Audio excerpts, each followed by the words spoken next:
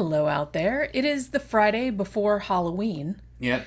And as such, for our movie review, I'm finally getting around to one that I've been dying to do for a really, really, really long time. It's just a weird movie, man. Because I'm so into Italian horror, and I really haven't done a lot of them on the show. Like I did one about Suspiria when Thomm was away, so I did that one kind of on my own.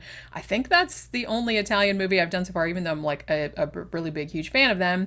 So I've been waiting forever to do some Lucio Fulci, and today we are gonna do that shit. Yeah. We are doing The Beyond. Yeah. One of his best movies. Actually, I think it's his best movie. Probably Zombie is his best known, at least in the United States and the UK. But I actually think The Beyond is his most accomplished film. It came out in 1981. The thing about Fulci is that in the US and the UK, to the same extent, he's kind of known as, the godfather of gore, the horror guy and stuff like that. He's the eyeball guy.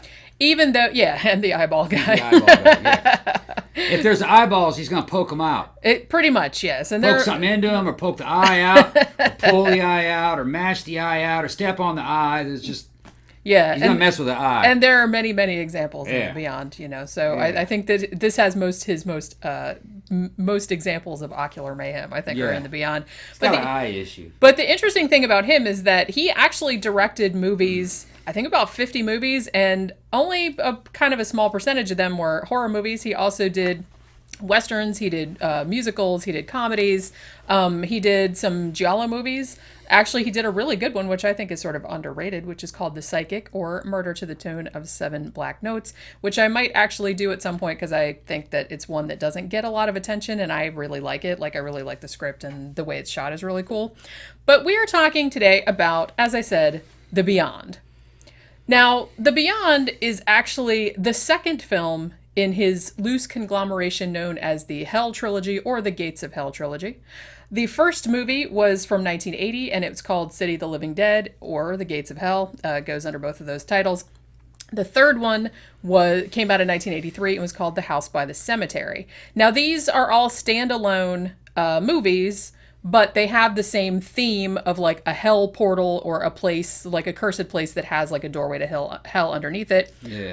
Another similar thing is that Catriona MacColl, the British actress who stars in The Beyond, is actually in all three of them, although she's playing 3 different characters. Yeah, so there's kind of that thematic element also. When you watch these movies, you can kind of see where John Carpenter got a lot of his inspirations for some of his crazier movies too, because he was taking movies and putting them together in trilogies, even though they were standalones. Yeah. Like he's got The Thing. He had like an apocalypse trilogy, which was The Thing, Escape from New York, and what was that other one? The Prince of Darkness. Prince of Darkness. Yeah, which he said those were all kind of interrelated. Like it's like a thematic series, not really like a numerical sequence or whatever. Yeah, and they do kind of feel like Italian flicks. Yeah. You can see where he was getting. Well, he's hugely influenced by particularly Dario Argento. And Dario Argento did the same thing with his quote-unquote Three Mothers trilogy, which, they're 3 movies that stand alone. It's Suspiria, Inferno, Mother of Tears. But they have, like, the same theme of, like, a witch in a different place. Yeah. Like, you know what I mean? Yeah, The Thing didn't have too much of an Italian flair to it, I didn't think. But that Prince of Darkness one did. That was like a nonsensical Italian horror movie, which, because if you ask me, these movies are cool to watch. They look good. They don't make a whole lot of sense to me all the time. Well, they don't make sense to a lot of people because something you have to think about, Italian horror movies, particularly Lucio Fulci's movies, Dario Argento's movies, Italian horror movies in general, narrative focus, narrative coherence is not their main goal. Particularly in the horror movie genre, what they're trying to do is they're trying to establish a mood, or they're trying to establish atmosphere. Yeah. They tend to like the set pieces. They like really gruesome, like operatic sort of set pieces. Yeah. And they'll just kind of write a sort of coherent story that will, link those scenes together. Yeah. Just because they kind of like, they're all about the optics, you know what I mean? Right. How it looks. You could have a character in the story climbing up a ladder, fall down, bust his ass, and for some unexplained reason get eaten up by tarantulas. Yeah. And then they're going to show you a prolonged scenes of being eaten by tarantulas, you're not really clear why this has happened. Well, but you do go, damn, what the hell? Which I guess is what yes, what he wanted. He wanted you to not, to just be stupefied, I guess. Well, and the thing too, particularly about Fulci, about the Beyond and about his Hell trilogy, was that one, they started working on the Beyond from essentially a 3-page treatment. They didn't have an entire script. They had an idea of where they were going with it. They had an idea of like some death scenes they wanted to do and kind of a rough idea of the story, but they did a lot of it on the fly. Right, so they ad-libbed. So they're actually kind of like, he's almost kind of like, and I don't know if this was, I suspect that it was on purpose because Lucio Fulci started out as an art critic before he was a filmmaker. I suspect that he was a big fan of like surrealism, and so he wasn't too concerned about things making sense. He's just like, I want a dude to fall off a ladder and get eaten by tarantulas and make it work. Like figure out how to put that in the movie. It doesn't make any sense. But the thing about the Hell trilogy, particularly the Beyond, is that because the whole premise of the movie is that a portal to hell has been opened, or a portal to like some kind of like horrible dimension has been opened, you can get away with a lot of shit in that movie because you can just say, well, demons are coming out or the dead are rising and stuff, and like, it's just going to make it so that it's bringing your worst fears to life or something like that. Yeah. So something that I have to say is people that don't, Italian horror, it's like you either like it and get it or you don't. Because it very much is predicated upon you just being able to roll with it. And just whatever happens, that was cool. Don't try to make sense of it. I think I'm kind of in the middle. I tolerate it. You know what I'm talking about? I do like it, but it does kind of frustrate me because you're trying to follow a story, and then that story kind of vanishes, and then another story kind of comes in. And then you forget, and at the end, there was kind of an overarching story, but you kind of forgot what that was. But then again, I'm not really known for having like immeasurable patience. You know what I'm talking about? I get kind of That's an understatement. So what I do is you just have a few drinks, you watch the shit, and just trip out on it. Yeah. That's and don't try to read too much into it. Just enjoy it. Which, like you said, just roll with it. Yeah. But I would actually like to have a more coherent story. Yeah. I like character-driven stories. Think our fans know that if it doesn't have any really awesome characters that I like, then I don't care about the movie. I'm not saying it's a bad movie. It's just not for me. Yeah, you just can't. You can't like find a place to get into it. I'm not. That's fair enough. I'm not into it. Yeah. I'm just kind of like I said, I'm a very laid back like moviegoer. I will probably. I'm very open to a lot of different film styles, so it's like whatever the person shows, like, show me what you got. I want to see what your vision is. I want to see what you're trying to do, and then I either like it or I don't. But I'm very willing to give people like the benefit of the doubt and just kind of let it roll, whatever it is they're doing. If it's weird or whatever, I don't really care. So I immediately like got into Italian horror, and back in the day, because I was just kind of like, oh, I see what they're doing here, and it's like cool looking, and it sort of makes sense enough that you don't really mind. So the thing about the Beyond, there actually is kind of a story behind it. It actually opened in Italy in 1981. Now, it didn't get a theatrical release in the U.S. until 1983. And interestingly about that was that the production company that picked it up actually cut about 8 or 9 minutes out of the movie, mostly the gore, so they could get an R rating, put a totally different score on it, which I thought that was kind of strange because I kind of like the prog rocky score that it has, even though you'd think it doesn't work, but just like Dario Argento stuff, it actually does kind of work. When that first started to kick in, I was like, what the hell is this? Yeah. Because it's a little goblin-esque. Yeah, it starts off as like an 1800s taking place in 1927. 1927? 1927 was when the prologue took place. But it's in New Orleans, which that looks 1800s. Yeah. All right, just the architecture and everything. And then out of blue just comes like 60s sounding, 70s sounding like prog rock hippie music. I'm like, well, what the fuck is this? A lot of Italian movies did that at the time. And it had flames and stuff, but I went, okay, I'm just going to go with it. You know what I'm talking about? That's what I mean. You just got to roll All right. Let's see what they're going to do. Yeah, so interestingly, like I said, so 7 or 8 minutes or 8 or 9 minutes of the movie was cut out, and then it was released under the title Seven Doors of Death. Now, this kind of made the rounds of the U.S., like in grindhouse theaters and stuff like that. It wasn't super well reviewed because people said, well, it doesn't make any sense. But I'm like, well, obviously because they took a whole bunch of shit out of it, and they took out all the gore, which was like the best part. So actually, people in the United States did not see an uncut version of The Beyond until 1998. And you might find this really interesting, but Quentin Tarantino's Grindhouse Releasing, and Sage Stallone, of all people, Sylvester Stallone's son, who's actually really into the Italian movies and stuff like that, he actually oversaw the restoration of the original cut of The Beyond. So him and Quentin Tarantino got the movie re-released, a theatrical release in 1998. It kind of made the rounds of the United States, and then it came out later on DVD in its final uncut form, finally, and people could see it. Now, if you had seen like the shitty Seven Doors of Death version, which was the version that circulated back in the 80s on VHS, then you would be forgiven for thinking this was a shitty, cheaply, well, it was cheaply made, but, you know, just like a shitty looking movie because it was pan and scan. It's like, you know, it was just grotty looking and it wasn't really well done or anything like that. But if you see it now, because I saw it on Shudder, and I also have the Anchor Bay DVD that came out several years ago. Yeah, it looks good. It's actually a beautifully shot movie. Really good. Yeah.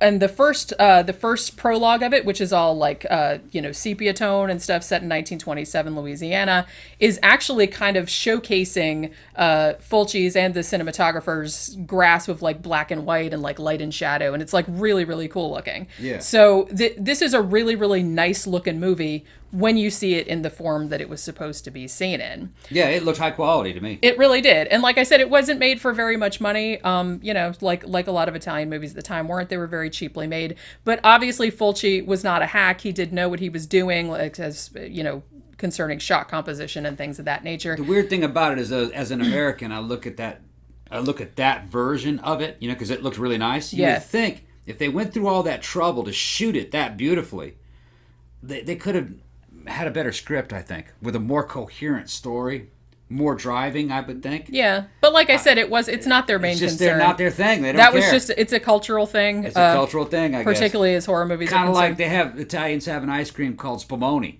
where you just take every damn flavor and put it in that ice cream. Yeah. That's not for everybody. It's just, but like I said, it's cultural differences makes the world interesting. Yeah, and that's the way Fulci was going to do a movie. It's spumoni. Yeah. Basically. Spumoni film. Well, like it says spaghetti western. It's called Spumoni horror. Yeah. I actually have a book about Italian horror that's called Spaghetti Nightmares. Okay. But yeah, so there is, like I said, there is kind of a story to this. Catriona MacColl, like I said, she's a British actress, and she was in all three of Fulci's Hell trilogy movies.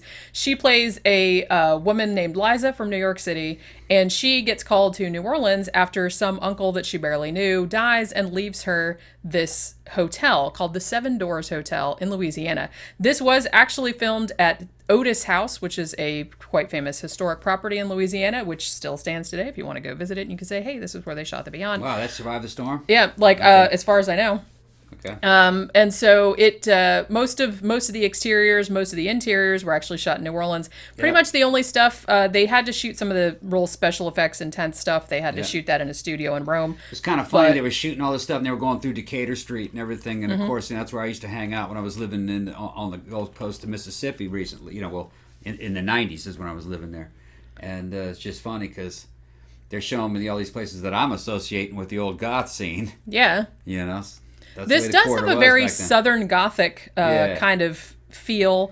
It doesn't illustrate the heat, though. It's very hot, and it's very humid, and moss and mold grows on everything there. And it has a certain smell to it. It has a smell of drying up lake bed at certain times of the years. It's just weird. I know that smell. Florida smells like that sometimes too. Swamp. It's a smell of swamp. Well, we're essentially living in the middle of a swamp right now, pretty much. Orlando used to be a swamp.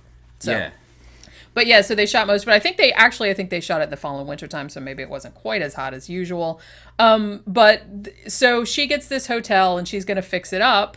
Because this is kind of her last chance. She's just been sort of like drifting and aimless and stuff. And then all of these like really, really creepy accidents like start to happen. And then she befriends this blind girl named Emily, who she finds out later on is maybe not what she seems. So the thing about this, like I said, I mean, other than that very simple plot synopsis, it's just, she moves into this hotel and weird shit starts to happen. it's kind of just a setup for all of the disgusting shit that happens later on. And like I said, it's just, you get to see a dude eaten by tarantulas. There are count them, three eye gougings in this movie, one of them with a nail. You get to see a couple people nailed to the wall, like crucifixion style. You get to see a little girl get her head blown off. Yeah. In a very, very famous... Yeah, a lot of weird ghosts and zombies and pretty ghost women and zombie girls and it's little zombie girls. It's quite interesting, actually. Visually, it's impressive. Yeah, like I said, it has like a surrealistic sort of flair. Also, it was very much influenced by H.P. Lovecraft. And actually, there's a little bit of a deep cut. But the book that appears, it's kind of like an ongoing plot point in the movie, which is called The Book of Eibon. It just says Eibon on the front. And it's just this old book that is apparently talking about, gates of hell and the dead will walk the earth and blah, blah, blah. The Book of Eibon is actually a Lovecraftian reference. It turned up in a few, at least 3 of his stories, one of which was Dreams in the Witch House. So I thought that was kind of cool that he's like, well, I'm not going to use the Necronomicon because everybody knows the Necronomicon. Yeah, So I'm going to go a couple deeper and like mention some other shit that he brought up in some of the other stories. So this does have like kind of a Lovecraftian thing. And if you look at it in that context, like you were saying about Prince of Darkness, if you can kind of look at it as a sort of, we're opening up a hell dimension and all this crazy shit is going to happen, then you can just kind of let it ride like all this crazy shit happens and it's fine. Kind of like Into the Mouth of Madness. Remember where it's like, it's not a Lovecraftian spin-off kind of original. Yeah, and it's the same kind of thing with like this book and like, there was this guy named Schweik at the beginning, like in the prologue where he was suspected to be a warlock and he did this creepy painting and then he got killed by a mob and all this other stuff and then he got like walled up in the basement and somehow like discovering him like led to this thing being opened. Mentioning Lovecraft, and we were also talking about like The Thing, Carpenter. The Thing may be a Lovecraft story. In the book, In the Mountains of Madness, some guys go down to Antarctica and they find an alien city. Okay? And while they're there, a bunch of stuff happens. They meet this thing called a Shaggoth, which is kind of an amorphous slave creature that the old ones had enslaved.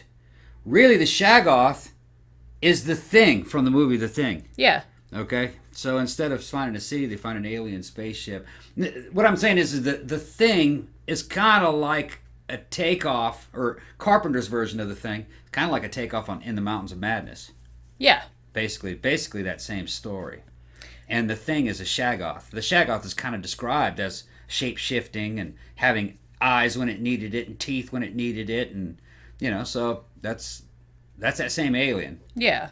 And I kind of feel like I said, in Carpenter particularly, he was influenced, like I said, by Italian horror, but he was also very influenced by Lovecraft. And a lot of his movies had Lovecraftian feel to them. Yeah, so all these guys are kind of using Lovecraft as an inspiration for their source material. Yeah, and I feel like Fulci did the same thing because the first movie in the Gates of Hell trilogy, which is City of the Living Dead, it actually had a priest hanging himself, and that opened a portal to hell, and the town was called Dunwich. Yeah. So you know what I mean. So he's using the same kind of thing, and like I said, it was the same thing with the Book of Eibon, which is kind of like a demonic sort of thing in this. And it's kind of a thing where initially. In the initial treatment of this, I don't actually think that they were supposed to be zombies or that it was supposed to be a zombie movie. But evidently, some of the producers were like, well, your movie Zombie was so popular that let's put some zombies in there. And it is New Orleans. Yeah. So you have Marie Laveau, so you have and that you kind have of zombie thing going on. And voodoo stuff. So it does make sense. They don't really feel shoehorned in, like I said, because it does really feel like you would have that, like if a portal to hell opened, you would have because I feel like he was kind of inspired by the whole, when there's no more room in hell, the dead will walk the earth, like George Romero type of thing. So I feel like that was a factor as well. Although I have to say, my favorite character in this is Emily, the blind girl. She's super cool in this and super cool looking, like with those creepy white contact lenses. Now you have to think this was shot in late 1980. And they didn't have all these little nice, soft, squishy contact lenses in the old days. Yeah, we got a ton of them. These were made of thick glass, and they were hand painted. And you had to order them special. And when you wore them, you could legitimately not see anything. So she was playing a blind girl. They're like, she wasn't playing a blind girl. She was blind. She couldn't see anything. So it's like, she's just walking around with these fucking things on her eyes. And you had to take them off like every 15 minutes because your eyeballs couldn't breathe. So same kind of thing there. But, like I said, she's kind of the coolest character because she is ostensibly, you see her normal, like at the beginning in the prologue, and she's, reading from the Book of Ibon or whatever. But then later on, when you see her, at first, the main character, Liza, played by Catriona MacColl, she thinks this is a real person, even though she sees her, the first time she sees her, and I love this shot, Catriona is driving along the causeway in New Orleans, and she sees the blind girl and her dog, like, there's nobody around. Like, it's just a big empty causeway, and she's driving, and then all of a sudden she sees this girl standing in the middle of the road, and there's just water on either side. Like, where did she come from? And all this other kind of stuff. So I love that shot. It's, like, so creepy. But at first she thinks this is a real person. Now, there's some kind of confusion about why Emily is... I think she kind of escaped from hell, and then she kind of got in trouble with the other... corpses that had escaped from hell because she tried to warn Liza about the hotel and about what had happened there, and she shouldn't reopen it. Don't go in room 36, which was kind of like a homage to The Shining, I think. That whole type of thing there. Another thing that I thought of was that the premise of this movie is actually kind of similar to the premise to The Sentinel from 1977, which actually we have to do a show on because I love that movie. It's super creepy. Yeah, and I haven't seen it for a long time, but it's really super creepy. But it's a similar, it's not really the same style or anything, but it's a similar kind of premise with like I want to see again? I want to see The Keep. Remember that one? Yeah, we have to do that one too. I put that one on the list. We have such a huge list. I want to buy that one, I think, on Blu-ray if I can find it. Yeah. It's like I loved that as a kid. I just hadn't seen it in so long. Yeah. I know that it takes like a long time because I know that a lot of you have requested movies, and I promise that we will eventually years worth of requests get around to them. But yeah, we have this humongous list, and I'm like adding new ones all the time. Yeah, and then we have to prioritize them for relevancy to other things that we've talked about. Like, it doesn't really make sense to pull out a movie that isn't related to anything else we haven't talked about yet. When there's stuff that we can say, we talked about this, let's bring this into the mix. So there's got to be kind of an order in the way things kind of unfold. But yeah, and we'll eventually get to it. And we're actually trying to get through ones that we either own or that are available on Shudder or Tubi or something like that. So we're trying to get like through all of those so we don't have to like purchase new ones for a little while. Because and you want to go to a movies that helps you unlock other movies. You know what I'm talking about? Exactly. So we have to have some kind of a sane order to these. Yeah. And like I said, I have been wanting to do at least one Lucio Fulci movie for a long time. And when I saw that Shudder had The Beyond, and it also has Zombie, and they have House by the Cemetery. I don't think they have City of the Living Dead. But so I said, well, let's do The Beyond because that's actually... Even though Zombie is probably a lot better known, The Beyond is actually my favorite, so I think it's his best movie. And like I said, I want to do The Psychic as well, but I don't own that, so we'll have to wait until I get that. Yeah, if we do the order right, somebody could go through our playlist and would almost kind of play as almost kind of like a course in film. Yeah. It's really That's how true, it will yeah. probably unfold. Yeah. And that's how I just kind of thought of it instinctively, to kind of have a starting point with, The Shining. Right. It's basically what we started with. Yeah, because that was our first episode when we talked about The Shining. It's a pretty milestone film. And one of my favorite not just my favorite horror movies, one of my favorite movies of all time. Yeah. It's one that I could watch over and over and never get sick of. But the thing about, so let's talk a little bit about, now the gore in this is pretty much, 80 to 90% very, very well done. It's obviously all practical effects because it was made in the late 1970s, early 1980s. There are a couple of effects in there that didn't really hold up so well, especially the most infamous being the tarantula scene where, obviously some of the tarantulas are real, but obviously some of them are decidedly not real. It doesn't really matter. But it doesn't really matter. It's like you have, like I said, it's 1980. And actually the effects in this were actually quite a bit better than some other movies that came out around the same time period. sometimes when you see those old special effects in the context of the time and the film, kind of that weird, cheesy 80s practical effects actually plays better in them, I think, than reality. I think so ways. Too, honestly. It's kind of like part of the character or the flavor of the time. Yeah. You know what I mean? Sometimes you see an effect and it's not convincing, but you just don't care. It's still cool. Yeah, because you're watching it. You're watching the movie as like a whole, a whole gestalt, like the whole sum of its parts. And you're also, it's part of that particular genre. Yeah. Like the Evil Dead 1 would not be the Evil Dead you remembered if that had awesome special effects. Yeah, it's just, it would not be that it would same lose movie. Like most of its charm. It would lose a lot of it, yeah.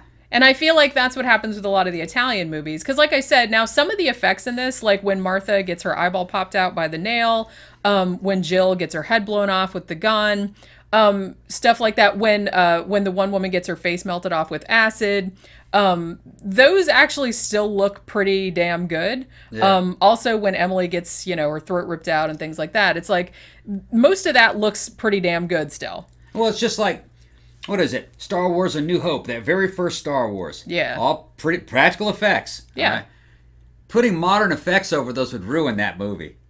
It would. And that's one thing that Lucas did. He added CG to it. Now, some of the scenes actually did kind of enhance it a bit with the TIE fighters. Yeah. But there are too many damn creatures in Mos Eisley. And there's too much shit. Mos Eisley looked better when it looked like a little rinky-dink place out in the middle of it. And, he just doesn't know when to stop. He doesn't know when to stop. He's just like, that's why, do you remember when we saw on YouTube, like somebody made like a joke video about Lucas like adding all this, just like every single thing that happened, there had to be a big monster like walking in the front and they're like walking behind and everything. It's like he just couldn't stop himself. Couldn't stop, just add some more and more. Add some more aliens, add some more of this, add some more flying shit, add some more, it's like, tone it down, man. Lucas always kind of needed adult supervision, really. That's a good way of putting it. Yeah. His, the best movie was the first one and the second one. I think everybody agrees. Empire Strikes Back. Or excuse me. Empire Strikes Back is a classic. He didn't really have a whole lot to do with that movie. That was directed and edited by other people. And New Hope, actually, the greatness of that movie came from the edit, and he didn't do the edit. Yeah. They actually. Some stuff has escaped of what that movie originally was like before it was all edited, and it was a fucking mess. I mean, it looked cheap. Editors are the unsung heroes of the movie industry. Yeah. We salute you, editors. Because seriously, that you can have the best, vision in the world. Yeah. But if you don't have somebody to judiciously edit your shit together in a way that is like makes it coherent and makes the, plot move along and stuff like that, then your movie's going to suck. And that was one of the things with Italian horror that kind of annoyed me. The edit isn't real tight, and I think the movies could have been a lot better or at least I would have liked them a lot better had they had really tight edits and they were really plot driven or character driven, but they don't really seem to be. They seem to be kind of meandering.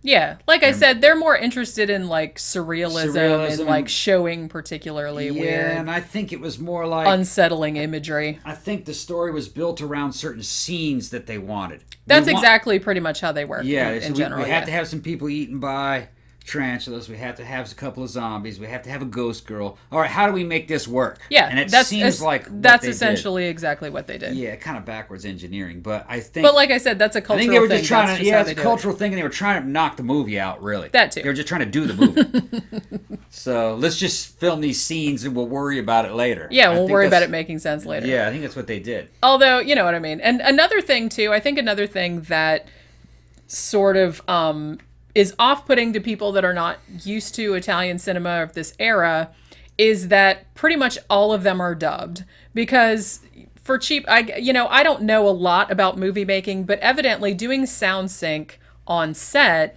is sort of costly and sort of complicated. Yeah, especially back then, probably. So, back then. So what the Italians would do is that they would usually, and also they usually had actors from lots of different countries, and some of them could not speak the language. For export. Italy is not a big enough market, so you have to have it available in every European language. Right. So what they would do essentially is they would shoot the movies silent, and then they would have overdubs. So everything is overdubbed, even if the people are speaking English or if they're speaking Italian. They dub everybody, and all the sound effects are dubbed and everything like that. So now some people find that off-putting. Like I said, it doesn't bother me. I think it used to bother me more, but once you get used to it, it doesn't really bother me now. Although House by the Cemetery, which is the third movie in this trilogy, very famously, the poor kid that played Bob in that movie was dubbed so badly that even to this day, like, Fulci fans still make fun of it and are talking about, like, and it's sad because the kid seemed like he was doing a good job, like an acting job and stuff, but the person that dubbed his voice, it was so bad. And it's like, so now that's become kind of like a funny, like, thing about the movie, even though I still really like that movie and I think it's really cool. But another thing that I really like about this movie too, before we wrap up, now the ending of this is very famously super bleak, which I really, really like about it. Like, pretty much at the end of it, the two protagonists are like, okay, well, we're fucked forever, and then end. Originally, and I just found this out today, the end of this movie, it was supposed to be, they did go into the other dimension and everything like that, but it was supposed to look like an amusement park for whatever reason, because it was just like some kind of weird dark amusement park or everything.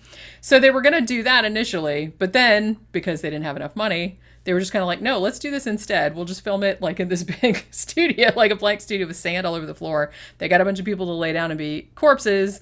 And they're just like, this is the hell dimension. There's like nobody here. It's like you have to wander this plane with all these corpses like for the rest of your life. And there's no way to get out because you keep circling around and you keep coming back to the same place again, which to me is actually a lot more terrifying, I think. So I'm actually kind of glad that they went that direction instead of the amusement park direction, because I'm not so sure how well that would have worked out. But yeah, so I have to show, if you're watching on the video, I actually have this book here, and it is called Beyond Terror, The Films of Lucio Fulci. And as you can see, it is a very, very large book because he made a really lot of movies, not all of them horror movies, even though those are his most famous. If you don't know a lot about Italian horror and you kind of want to get into it, then there's probably worse places you could start than the Beyond, because I think, like I said, it's Fulci's best movie. As I said, don't expect it to really make a lot of sense, just kind of go with the surrealism, go with the dubbing, just let it wash over you. It's like watching a painting. It is kind of, because the imagery is very nice. And like I said, Dario Argento's movies are similar. It's a different style a little bit. His are a little more operatic, but it's kind of the same thing. If you're not expecting narrative coherence, you just want to look at it to see like these amazing, like gruesome kind of tableaus and stuff, then I think you'll really dig them. Thomm has actually only seen The Beyond, and we watched Zombie also. Yeah. So he's not real up on Italian horror. This is kind of my thing. So I'm kind of glad we got it along. But I grew up with it. I remember it. Yeah. I grew up with it. There was a bunch of them I saw that I don't even know the names of them. Because they played them on cable back in those days all the time, Yeah. And you'd see them as the dubbing and the way they were shot. They didn't transfer out to television too well. Like, for instance, I may have seen this movie and just don't even remember. You might have, yeah. But it looked good on Shudder. It looked really good on a modern... HD TV, and because the funny thing was when they released this as Seven Doors of Death, like I said, on VHS and in the theaters back in the 80s, they really, really were trying hard, and they probably did this with other Italian movies too. They were really trying hard, like, to not let people know that it was Italian, like, it's like people don't want to watch them dirty foreigner movies. So they actually, even in this one, in The Beyond, they actually anglicized Lucio Fulci's name, so it said directed by Louis Fuller. Yeah, well. Italy had a bad reputation. Yeah, they did a lot of knockoffs. Yeah, they had a bad reputation for quality at that time. I remember my dad, this is Italian, he'd turn it. Because they just had a bad reputation for just shooting shit, you know what I mean? And it started with Westerns. Yeah. They had some good Westerns, but most of them were terrible. And they're forgotten now. Yeah. Yeah, only the good ones, are remembered. Stood the test of time, right. But a lot of movies that I grew up with, I had no idea how good they actually looked until you see them in a modern format. Exactly. Like, I can go back to Escape from New York, my favorite movie. I never got to see it in the theater. I saw it on TV, and I liked the idea, but I didn't know that was a beautiful movie until I got that Steelbook edition. That Steelbook edition of it on Blu-ray. That is a pretty movie. And you can see where Carpenter used a lot of Italian lighting techniques to shoot that movie. Yeah. There's a lot of who was the guy who did Suspiria in there? Dario Argento. Dario Argento. Like the blue and the green backlighting and red. Although a lot of that started with Mario Bava. Bava too. Yeah. Okay. So because I remember you mentioned it. Look how Italian this movie looks. Yeah. And it doesn't come across too well on an old television that we were seeing. You know what I mean? Like back in the cable days, you didn't really see it that well. You see it on HD TV, man. It's really good. That's why I'm really happy that like a lot of these kind of cult classic movies are now getting completely restored, and that being released on Blu-ray or even coming up on Shudder in high definition and stuff like that. Yeah. And you really get a new appreciation because, like I said, when I rewatched The Beyond, I'm like, wow, I had forgotten this is a gorgeous looking movie. It's like really all the shot compositions are really nice, and you just don't get that like from the old, like if you saw it on VHS or if you saw it like just back in the old days. It's like, it looked all shitty, and it's like, this is a stupid movie. VHS and cathode ray tube television, boy, just didn't do these films justice. Yeah, and we didn't know at the time. Crap. We didn't know any better. Well, there was nothing to compare it to, really. I mean, even when you went and saw stuff in the theater, it didn't look that great. Yeah. I mean, depending on, how it was shot or what kind of film stock it was shot Dune on. looked really good on that new Blu-ray I got for Dune. That looked really good. Yeah, that looked amazing. I've never seen Dune look that good. And we've gotten a whole bunch of movies like from that era. Remember how good Flash Gordon looked? Yeah, Flash Gordon is beautiful. That was mind blowing. I had no idea that zany ass movie looked that good, but on Blu-ray, on a really good television, you can see the threads and the weave inside the materials of the costumes. You can see how expensive those costumes were. Yeah. And that just did not come across on television. Yeah. It's really given me on old TV. Yeah, it's really given me like a new appreciation for like a lot of those older movies and how good that sound was. Yeah, cuz like look how nice it looked, and nobody knew, I guess, until it was restored and like. And I saw that in the theater, and it didn't look that good. But it's because it's just in a regular old crappy ass theater that we had back then in the early '80s. In the '80s, you're just like even the theaters couldn't do that movie justice. Exactly, it's like because nobody had high definition, nobody knew what that was. No, it looked candy colored and just psychedelic. It looked like it's straight out of a comic book. Yeah, and it was great. They actually made a comic book movie, but it just couldn't come across with the technology of the time. Yeah. But now you can see it. It was ahead of its time, see? It was ahead of its time, yeah. But that's the thing. It's like, in some ways, miss the 80s and stuff. Like, a lot of good movies were made back then. But in a lot of ways, like, a lot of the technology and shit was just shitty. Wasn't good enough. We have so much better stuff now. And I feel like you can appreciate the movies a lot more because they look so much better. They look the way they're supposed to look, the way the director wanted them to. I can't wait to see the new Dune. I can't wait to see the new. And I would love for them to redo Flash Gordon. Like an old style Flash Gordon. They'll get around to it, I think. With, sexy, perverted aliens, fantastic costumes, psychedelic clouds in the background, no gravity, or, those gravity in space. That's a good way to put it. There's an up and down. Just like the old Flash Gordons. I think nowadays with CG you could do a fucking great job with that. Yeah, that'd be fun, probably. Yeah, it probably would. It has to be just off the wall though. Yeah, I would feel like close to the source material. Yeah, I think they should do it kind of like the original, just like was the original, done. Yeah, like with those kind of just over the top colors and over the top costumes. And stuff like that. and things that just don't make sense, and retro technology. Yeah, Well, like I said, that's part of the charm of the movie. That's part of it, right? And getting back to like I said, like Italian films, it's like the part of the charm of the movie is that it's like it doesn't really make a lot of sense, and it's like why is this woman in there putting a suit on her dead husband in the morgue and no one's stopping her, and then all of a sudden she falls and like quicklime or acid falls on her face and she starts dissolving. I'm just like, just don't question it. Just don't. Shit happens. It just happens, and just don't worry about it. Just enjoy the ride. So so like I said, okay, so I guess we will wrap up this kind of meandering look into, like I said, our first Lucio Fulci movie. I'm hoping to do some more in the future, so if you like Italian horror, stay tuned. We'll get to some more later on. And also, this is going to be our last movie review. our last movie review before Halloween. So everybody have a good Halloween out there. Yeah, and it's a good Halloween show coming. Yeah, and we're still working on the Halloween special, so that'll be out soon too. And remember, if you like the show, like, share, subscribe on all your social media. If you'd like to financially support the show, you can go to our Patreon page, patreon.com/13o'clockpodcast, or go to our blog, which is 13o'clockpodcast.wordpress.com, and there's a link in the sidebar to a PayPal account if you'd like to give a one-time donation.